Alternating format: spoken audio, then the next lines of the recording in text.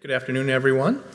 I'm going to provide an overview of NFWF's Monarch Butterfly Conservation Fund. The fund awards competitive grant funding to help increase monarch numbers with the ultimate goal of sustaining a resilient population, and hopefully you'll see it as an opportunity to advance some of your own work. Texas and Oklahoma have been an important priority for the fund in its first 2 years, and we're hopeful that we'll continue to see lots of good proposals from the region.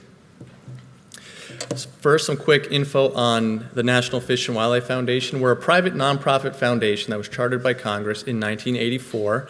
Our mission is to sustain, restore, and enhance the nation's natural heritage, and one of the primary ways we do that is by fostering collaboration between the public and private sectors. We currently have active partnerships with 16 federal agencies, 30 corporations, and 24 foundations. And we achieve our impact primarily through an extensive grant-making system. We currently run more than 60 grants programs, and since 1984, we've awarded more than 16,000 grants to 4,500 organizations, and with our partners, we've directed $3.8 billion to on-the-ground conservation. And I think one of our best examples of a public-private partnership we run is our Monarch Butterfly Conservation Fund.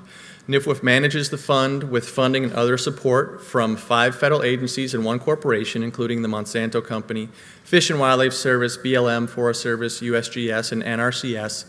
And since the fund began in 2015, this team has committed a total of $12 million to this partnership. The fund awards grants that range in size from $50,000 to $250,000. A minimum 1-to-1 non-federal match is required, and grant duration is typically 2 years. There's some flexibility there, but a typical grant period will allow for 2 full field seasons. We award grants on an annual cycle. We're actually in the middle of reviewing our 2017 proposals right now, and we plan to announce new grants in August. We haven't set dates for the 2018 cycle yet, but we expect we'll release the next request for proposals sometime around late January.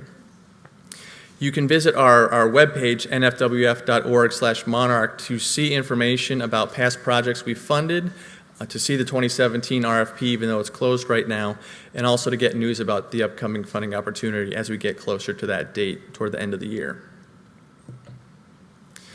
The fund supports 2 primary strategies, the first being habitat improvement, and the second is coordination and capacity building.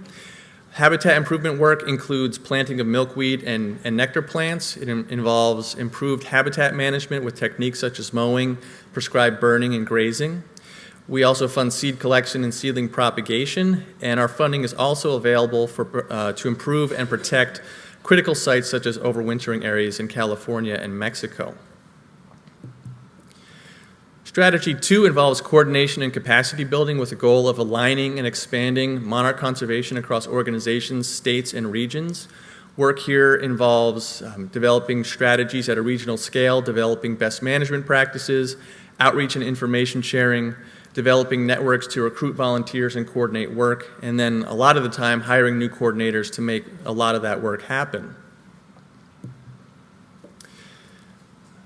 Our geographic priorities include 2 main areas. Most of our funding is going to the eastern population. We're focusing our funding to the Eastern Migratory Corridor, which includes portions of 15 states, as well as areas of Canada and Mexico. A smaller portion of our funding is going to support the smaller western population on or near federal lands. And within those geographic priorities, we're focusing on lands in several categories, which are not mutually exclusive. In no particular order, they include public lands, ag lands, rights-of-way urban areas, and overwintering sites.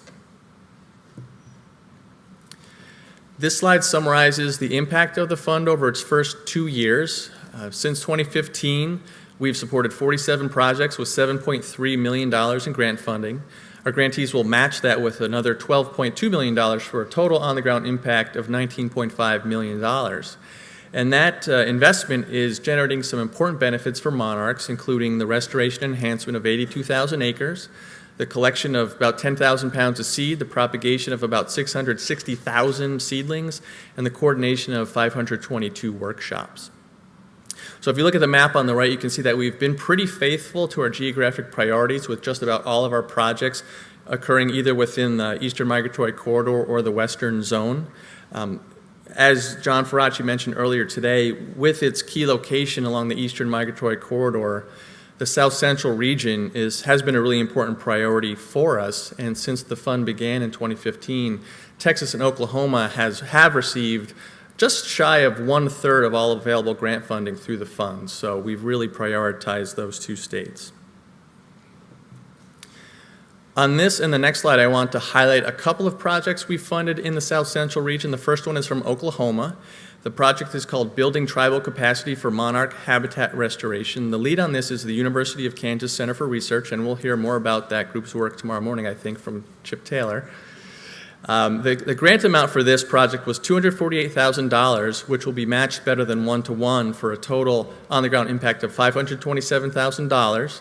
The focus here is to coordinate with 7 tribes to increase capacity for restoring monarch habitat on tribal lands, and it involves training to collect, process, store, propagate milkweed and other forb seeds. It also involves developing conservation and maintenance plans for monarch habitat restoration sites on tribal lands. So here you've got a project that engages an important set of partners who can then advance monarch conservation on an important land base. The second project example is from South Texas. NFWF made a grant to the American Bird Conservancy for $250,000. They'll match that well above a 1-to-1 ratio for a total on-the-ground impact of $687,000. And the objective here is to restore and enhance 500 acres of degraded grassland to monarch habitat on private lands. And the techniques to be used on those acres include grazing, prescribed burning, fallow disking, brush management, and reseeding as needed. And this project also includes a very strong evaluation component where restored sites will be monitored to assess results and management will be adapted as needed. So here we've got a project that addresses a significant acreage with a very comprehensive set of management tools as well as a robust monitoring approach. So that is a quick overview of the fund. In its first 2 years, we've been able to generate or support some significant habitat outcomes while building the foundation to expand and sustain the recovery effort into the future. We know this is just the beginning, though, because recovering the monarch population will take a long-term effort by lots of partners, and we really look forward to supporting more of your work to help make that happen.